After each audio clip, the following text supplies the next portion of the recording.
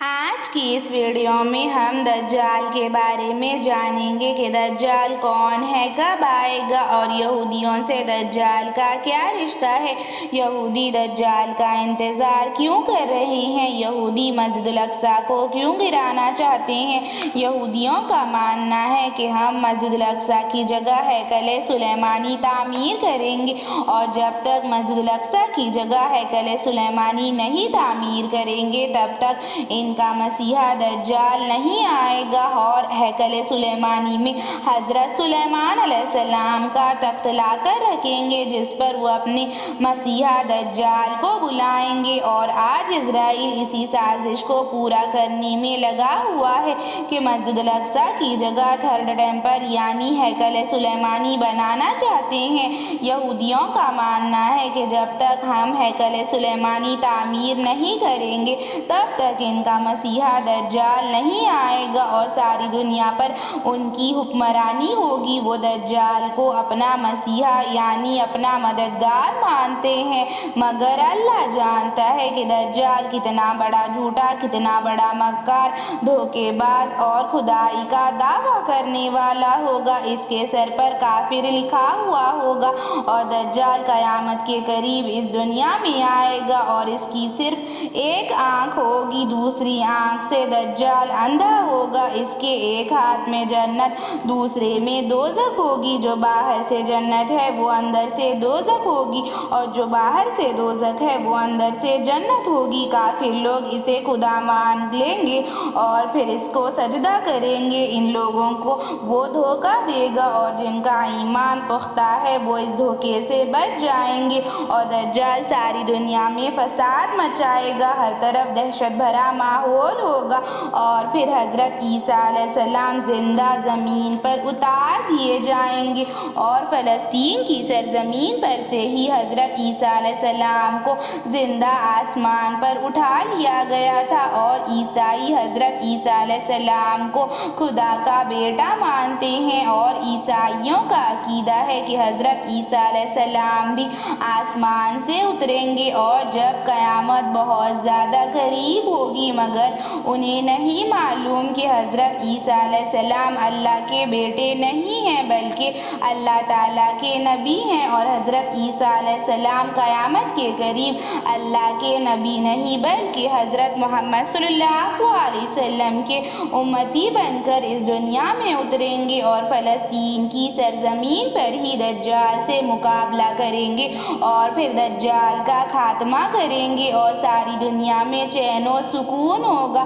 ہر طرف خوشحالی ہوگی۔ اور حضرت داؤد علیہ السلام نے اپنے لیے ایک محل تیار کر رکھا تھا، اور پھر انہوں نے مسجد الاقصی کی تعمیر شروع کی، اور پھر اس کی تعمیر کی ذمہ داری حضرت سلیمان علیہ السلام کو سونپی، اور انہوں نے اس ذمہ داری کو پورا کیا۔ اس محل میں تابوت سکینہ موجود ہے جو کہ محل کے خاتمے کے بعد کہیں گم ہو گیا ہے، جس میں منوصلہ کے برتن ہیں، اور اللہ نے بنی اسرائیل کو جنت سے کھانا بھجوایا تھا۔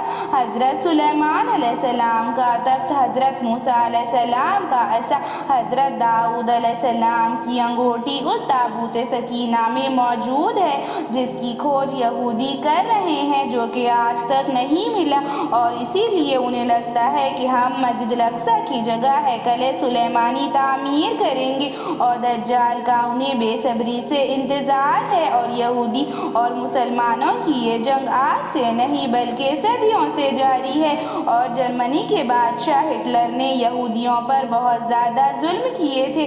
ہٹلر یہودیوں سے بہت زیادہ نفرت کرتا تھا۔ یہ قوم بہت جھوٹی، مکار اور دھوکے باز قوم رہی ہے، کیونکہ یہودی قوم ہمیشہ ہی دھوکے باز قوم رہی ہے اور یہ وعدہ خلافی کرنے والی، خود سر اپنی جان سے بے حد پیار کرنے والی ڈرپوک قوم تھی۔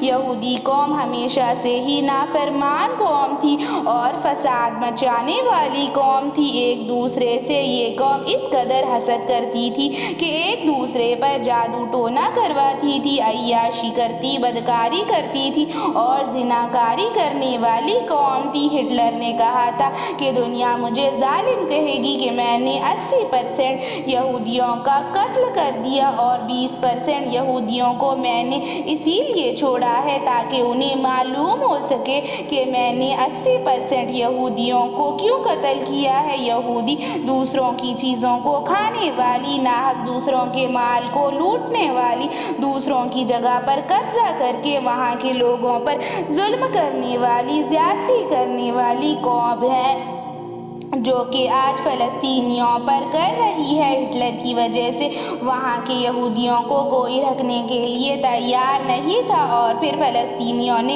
इन भूखे नंगों पर रहम करके इनको रहने के लिए एक जगह दे दी। और यहूदी की फितरत में ही धोखेबाजी है, मक्कारी है, एहसान फरोमोशी है और एहसान मानने के बजाय और फ़लस्तीनी भाई बहन पर जुल्म कर रही है। हमारे फ़लस्तीनी भाई बहन पर सलाम है, इनको सलाम है। किस कदर इनका ईमान पुख्ता है।